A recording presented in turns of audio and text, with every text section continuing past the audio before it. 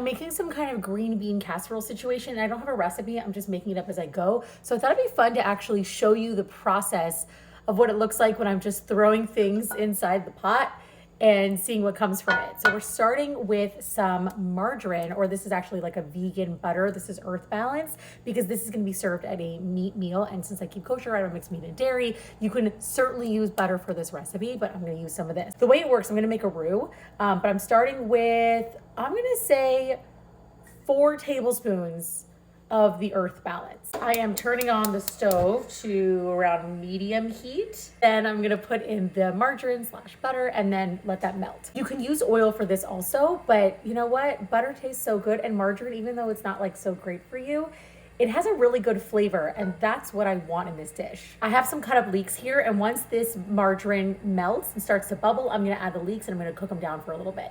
I've got some vegetable broth. You can also use chicken broth for this. That would be delicious. This is just what I had. I don't know if I mentioned this, but a roux is when you mix a fat with flour and then it thickens whatever sauce you're making. So in this case, we're gonna mix the margarine or the butter with flour. And my rule in general for roux is it's an equal amount of whatever amount you use of the fat, you gotta use in flour too. The leeks are starting to soften, which is exactly what I want. So I'm gonna add a 1/4 cup of flour because I did 4 tablespoons of the margarine. I keep saying margarine, Earth Balance, vegan butter, whatever you wanna call it. And then give this a stir for about a minute. It's gonna start like toasting up that flour a little bit, but you also wanna make sure there's no more visible flour. Now it's time to start adding the stock. See, if you just added flour right to the stock, it would get chunky and it wouldn't be as thick and glossy. I'm gonna be honest here, I don't know how much I'm adding. I would say at least a cup of stock because I'm just making this up as I go.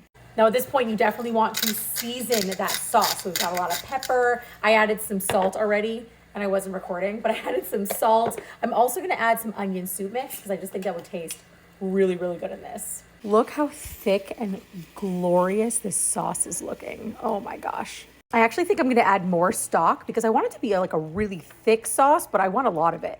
So I would say that was about 2 cups right there. While the sauce is thickening up, I actually have some green beans here, or haricot vert. Look at that. And this is the perfect time to add the green beans. You wanna give this a nice stir and then lower this to a simmer. And I don't know how long I'm gonna cook this, probably like 15 minutes. All right, I'll let you know what they look like when they're done. Okay, real talk, it's been a little bit more than 15 minutes because I ended up going to the bathroom and got stuck in there a little longer than I expected. So let me show you how they look. It's been closer to like 20 minutes. For 25 minutes. Oh, yes. Now, this is what I'm talking about. Oh my God. And we got some French fried onions going over the top, and that's it.